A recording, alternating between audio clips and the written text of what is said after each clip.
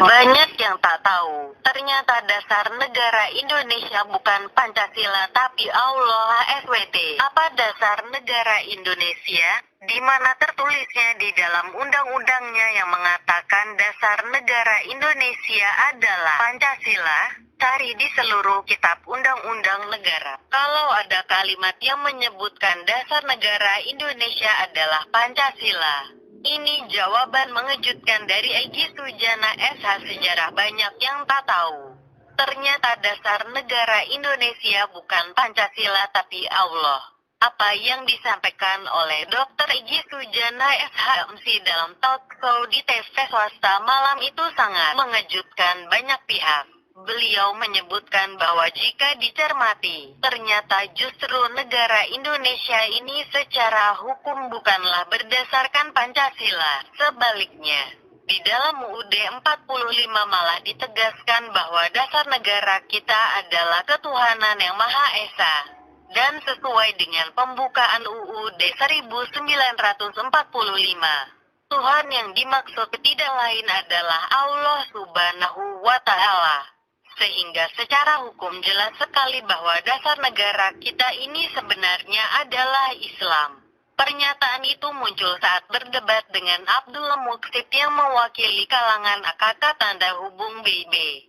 Saat itu Abdul Muqsit menyatakan bahwa Indonesia bukan negara Islam, bukan berdasarkan Al-Quran dan Al-Hadits, namun berdasarkan Pancasila dan UUD 45.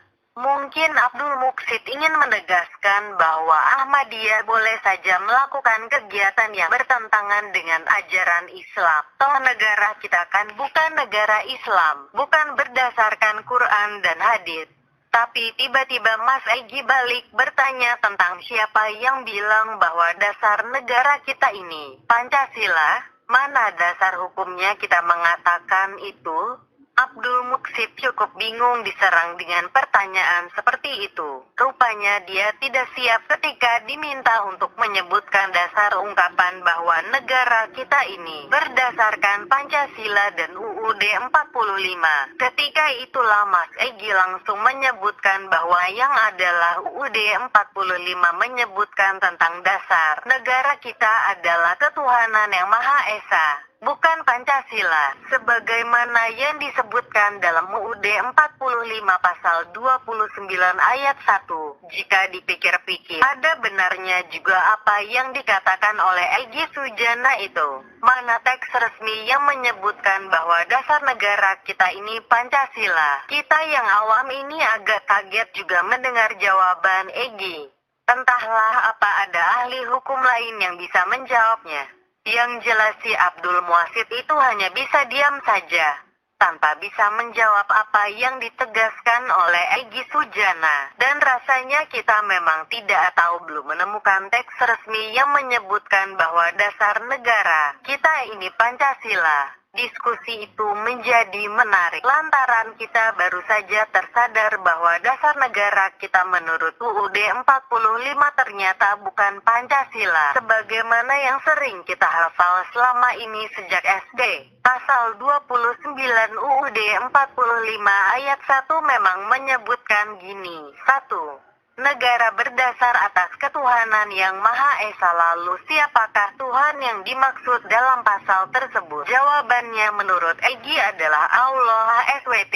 Karena di pembukaan UUD 45 memang telah disebutkan secara tegas tentang kemerdekaan Indonesia yang merupakan berkat rahmat Allah SWT. Dalam argumentasi Mas Egy, yang namanya batang tubuh dengan pembukaan tidak boleh terpisah-pisah atau berlawanan. Jika dalam batang tubuh yaitu pasal 29 ayat 1 disebutkan bahwa negara Indonesia berdasarkan kepada ketuhanan yang Maha Esa, maka Tuhan itu bukan sekedar Maha Esa, juga bukan berarti Tuhannya semua agama, namun Tuhannya umat Islam, yaitu Allah SWT. Hal itu lantaran secara tegas pembukaan UUD 45 menyebutkan lafaz Allah SWT. Dan hal itu tidak boleh ditafsirkan menjadi segala macam Tuhan. Bukan asal Tuhan dan bukan Tuhan buat agama lain. Tuhan Yang Maha Esa di pasal 29 ayat 1 itu harus dipahami oleh rakyat Indonesia sebagai Allah SWT. Bukan Yesus, bukan Bunda Maria, bukan Siddhartha Gautama, bukan dewa ataupun Tuhan-Tuhan dalam nama yang lain. Terlepas apakah nanti ada ahli hukum tata negara yang bisa membantah pemikiran Egy Sujana itu, yang pasti Abdul Muksid tidak bisa menjawabnya. Dan pandangan bahwa negara kita ini bukan negara Islam serta tidak berdasarkan Quran dan Sunnah, secara jujur harus kita akui harus dikoreksi kembali. Sebab jika kita lihat latar belakang semangat dan juga sejarah terbentuknya UUD 45 oleh para pendiri negeri ini, nuansa Islam sangat kental. Bahkan ada opsi yang cukup lama untuk menjadikan negara Indonesia ini sebagai negara Islam yang formal. Bahkan awalnya, sila pertama dari Pancasila itu masih ada tambahan 7 kata, yaitu dengan menjalankan syariat Islam bagi para pemeluknya. Namun lewat tipu muslihat dan kebohongan para penguasa, dan tentunya melewati perdebatan yang sangat panjang, 7 kata itu harus dihapuskan. Sekadar memperhatikan kepentingan kalangan Kristen yang merasa keberatan dan main ancam mau memisahkan diri dari NKRI. Padahal 7 kata itu sama sekali tidak mengusik kepentingan agama dan ibadah mereka. Toh Indonesia ini memang mayoritas Muslim, namun betapa lucunya tingkah mereka.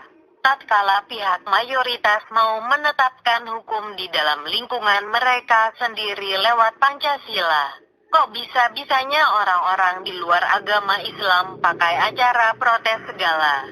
Padahal apa urusannya mereka dengan 7 kata itu, jika dipikir lebih mendalam. Betapa tidak etisnya kalangan Kristen saat awal kita mendirikan negara, di mana mereka sudah ikut campur urusan agama lain, yang mayoritas pula. Sampai mereka berani nekat mau memisahkan diri sambil berdusta bahwa Indonesia bagian timur akan segera memisahkan diri kalau 7 kata itu tidak dihapus. Akhirnya dengan legowo para ulama dan pendiri negara ini menghapus 7 kata itu. Demi persatuan dan kesatuan, tapi apa lacur, air susu dibalas air tuba. Alih-alih bisa duduk rukun dan akur, kalangan ekstrim Kristen yang didukung kalangan sekuler itu tidak pernah berhenti ingin menyingkirkan Islam dari negara ini. Dan semangat penyingkiran Islam dari negara semakin menjadi-jadi dengan adanya penekanan asas tunggal di zaman Soeharto. Semua ormas apalagi orsospol wajib berasas Pancasila, sesuatu yang di dalam UUD 45 tidak pernah disebut-sebut. Malah yang disebut justru negara ini berdasarkan kepada ketuhanan yang Maha Esa. Dan Tuhan yang dimaksud itu adalah Allah SWT sesuai dengan yang tercantum di dalam pembukaan UUD 45. Jadi sangat tepat jika kalangan sekuler harus sibuk membuka-buka kembali literatur untuk cari-cari argumen yang sekiranya bisa membuat Islam jauh dari negara ini. Namanya perjuangan. Pasti mereka akan terus mencari dan mencari argumen-argumen yang sekiranya bisa dijadikan bahan untuk dijadikan alibi untuk menjauhkan Islam dari negara. Sebab mereka memang sangat alergi dengan Islam, seolah-olah ajaran Islam itu harus diberantas atau merupakan bahaya laten yang harus diwaspadai. Kita harus mengakui bahwa kalangan sekuler anti-Islam itu di negeri ini sangat banyak. Dalam kepala mereka, mungkin lebih baik negara ini menjadi komunis daripada jadi negara Islam. Walau a'lam.